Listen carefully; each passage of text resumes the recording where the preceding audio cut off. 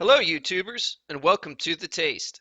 And welcome to the patch 0.5.4.1 overview and opinions video. This patch is set to go live on March 30th, 2016 at 7:30 Eastern Time. This patch has a lot of changes which are going to drastically change the way we play and captain our ships. This is due to the fact that many changes were made to both the radar and the sonar of the in-game cruisers.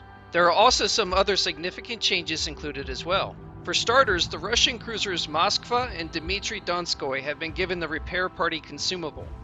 While I do not have those ships, I plan on going through the Russian cruiser line, so that's a welcome sight for me. There was an issue with the Tier 10 Moskva armor model which has been corrected. The protective belt now extends beneath the waterline, which is an enormous change for that ship. The Moskva is a ship that I'm looking forward to, so I'm glad to see that change made before I got my hands on it. The Svietlana's acceleration was improved, and that's good because that ship needed help. I am done with that ship though, and I don't think that acceleration change will be good enough to make me want to go back to it. The US bomber plane's fire chance was reduced because according to Wargaming it was too high and not balanced properly. And now onto a huge change. The US cruisers gained the radar surveillance consumable at tiers 8 through 10.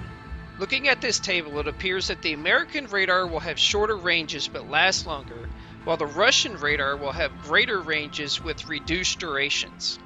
I'm curious to see what the player base will think is the better variant for this radar. My initial reaction was that the Russian radar looks better, but without testing it, that's all hearsay. The range for the American radar varies between 9 and 9.9 kilometers. The range for the Russian radar is consistent at 11.7 kilometers. To me, the Russian radar sounds incredible, especially if you're using it in tandem with division mates that you have in TeamSpeak or some other comms platform. The binocular view now features a longer horizontal sight leaf. In my opinion, this is a much needed change and may break my dependency on certain add-ons. For cruisers where radar is not incorporated, changes were also made to the in-game sonar. For the German cruisers, the ship detection from the hydroacoustic search now begins at 4.98 kilometers and gradually increases every tier to 5.88 kilometers at tier 10.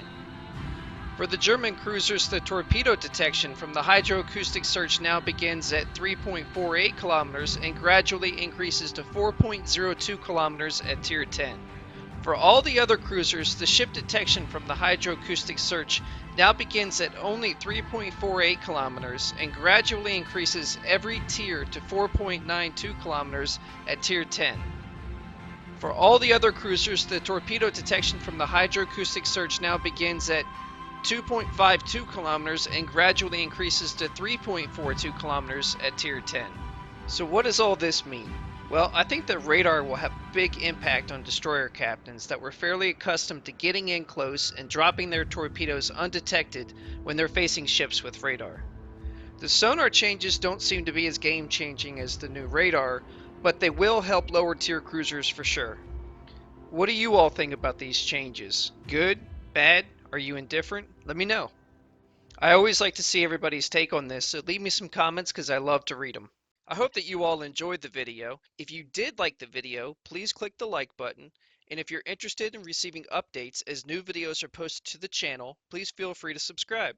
I'm generally divisioned up with Steel Reserve. Steel Reserve has his own YouTube channel with a very unique series that I enjoy titled History in Combat. I definitely recommend stopping by his channel and checking those videos out. And as always, thanks for watching The Taste.